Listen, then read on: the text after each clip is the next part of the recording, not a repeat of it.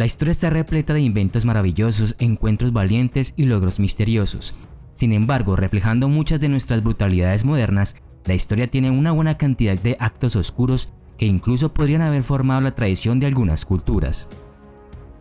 A pesar de nuestras nociones inspiradas en la cultura popular, el varón espartano solo era considerado un verdadero soldado a partir de los 18 años, y no antes de eso, cuando se le llamaba eiré o ciudadano adulto. Sin embargo, el servicio secreto espartano conocido como Kripteia solo admitía miembros masculinos que generalmente tenían más de 27 años y menos de 30. Esta rama Kripteia de las Fuerzas Armadas practicaba una forma cruel de entrenamiento para sus iniciados que les obligaba a asesinar literalmente a hilotas inocentes. Estos hilotas pertenecían a la población subyugada de Esparta que les proporcionaba esclavos para trabajar en los campos, mientras que los espartanos se entrenaban para la guerra. En cuanto al proceso bárbaro en cuestión aquí, se iniciaba cuando un éforo, un líder espartano elegido, al entrar en su cargo, declaraba la guerra a los hilotas con el casus belli de falsas revueltas. Esta decisión ejecutiva para todos los intentos y propósitos legalizó el acto de matar a un hilota desde la perspectiva del sistema judicial del Estado. Y cuando se aprobó la terrible orden, los jóvenes espartanos bajo la Kripteia, armados solos con dagas, salían al campo a buscar a los esclavos. Estos hombres usaban tácticas sigilosas similares a las de los bandidos y emboscaban a los hilotas desprevenidos para matarlos principalmente durante la noche. La planificación de tales asesinatos a menudo era elaborada y sanguinaria. Por ejemplo, hubo casos en los que los hilotas más fuertes y más grandes eran su objetivo principal. Esto era para demostrar la virilidad espartana al derrotar a enemigos más grandes. El escafismo era un método bárbaro persa de torturar y luego ejecutar a sus enemigos y criminales. Estaba reservado para personas que el rey realmente odiaba. Se colocaba a la víctima en un cajón de madera o incluso una embarcación pequeña donde se realizaban varios agujeros con el fin de introducir las extremidades del condenado. A continuación, se untaban estas con leche y miel, con la finalidad de atraer a todo tipo de insectos, aunque la cosa no paraba allí.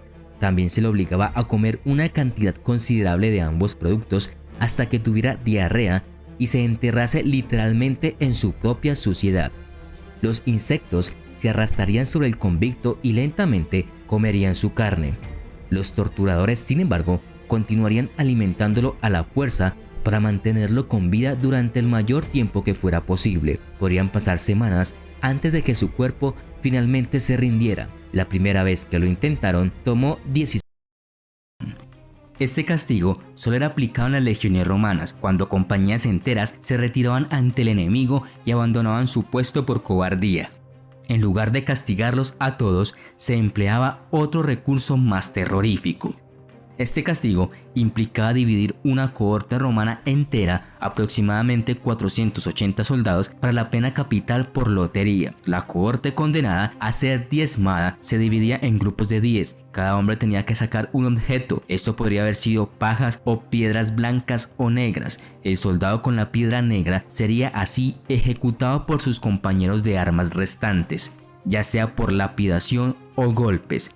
Después de que una cohorte era literalmente diezmada, los comandantes ordenaban que los soldados delincuentes restantes fueran alimentados con cebada en lugar de trigo y forzados a hacer cuartos fuera de los muros del campamento del ejército. Debido a que el castigo era estrictamente por sorteo, todos los soldados en una cohorte eran potencialmente responsables de la ejecución, independientemente de la culpa real, rango, inocencia o registro de servicio. Aunque la decimación se usó en pequeñas medidas y solo bajo circunstancias extremas, se desconoce cuán frecuente y común fue realmente la práctica. Un descubrimiento realizado en 2013 podría haber revelado el lado despiadado de la élite vikinga. El análisis de una tumba en una isla en el mar de Noruega condujo al hallazgo del esqueleto del ocupante principal, un hombre de unos 20 años, acompañado de varios esqueletos sin cabeza. Esto alude a la posibilidad de un ritual bárbaro de matar esclavos como regalos para las tumbas de sus amos. Los investigadores también encontraron una marcada diferencia en la dieta de estos habitantes de las tumbas. En ese sentido, los científicos encontraron que el único ocupante con la cabeza intacta tenía una dieta rica en proteínas que podría haber implicado mayores cantidades de leche y carne. Por otro lado, los esqueletos sin cabeza tenían dietas llenas de mariscos de bajo costo, lo que sugiere una brecha social entre los ocupantes. Y probablemente fueron maltratados antes de su muerte. Estos factores una vez más insinúan que los otros cuerpos eran los de esclavos que fueron asesinados ritualmente para servir a sus amos en la muerte.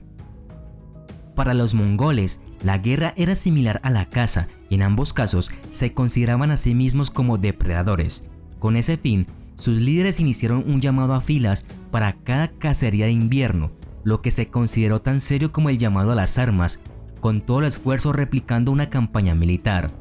Se tramaron grandes planes para elegir los terrenos particulares para la caza y a cada soldado que participaba en el complejo ejercicio se le asignó un papel específico que cumplir casi al pie de la letra. Por extraño que parezca, a los mongoles comunes se les prohibió bajo pena de muerte dañar a cualquiera de los animales antes de que fueran rodeados y reunidos en un área acordonada. Y ahí es donde la caza siguió la delgada línea entre la matanza a sangre fría y la gran estrategia. Finalmente, el Gran Khan se le permitió hacer la primera matanza, después de lo cual sus generales se unieron y más tarde los soldados se sumaron a la masacre bárbara a gran escala de la vida silvestre, que iba desde jabalíes, gacelas hasta tigres y lobos siberianos.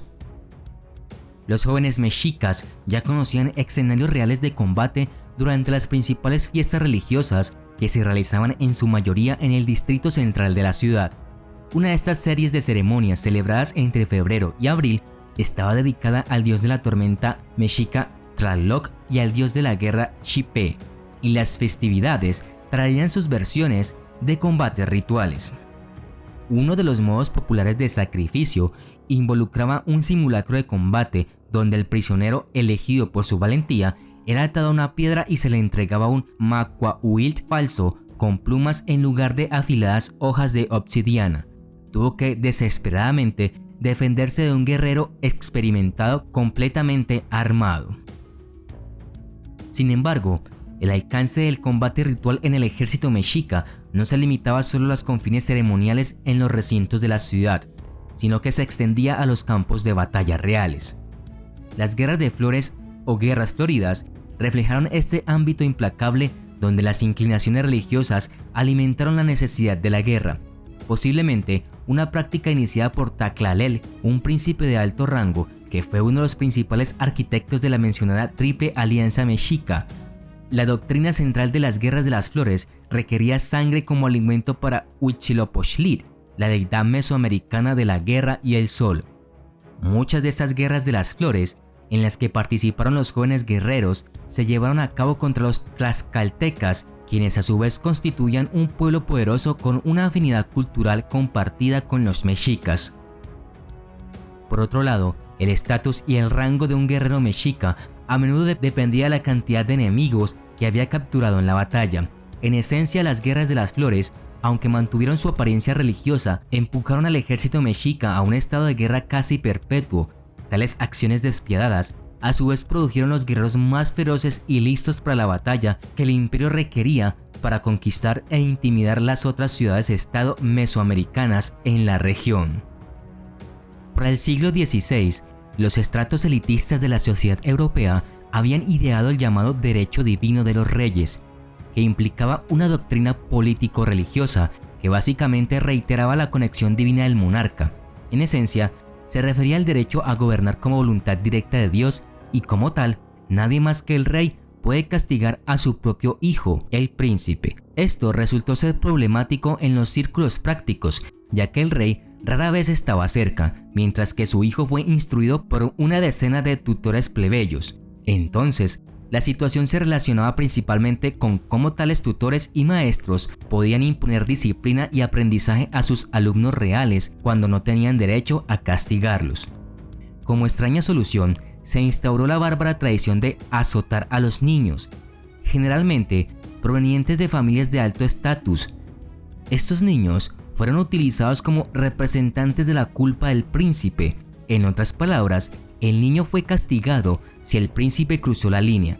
Por extraño que parezca, la práctica parecía funcionar en la mayoría de los casos. El príncipe sentía remordimiento por sus crímenes cuando el niño azotado era castigado.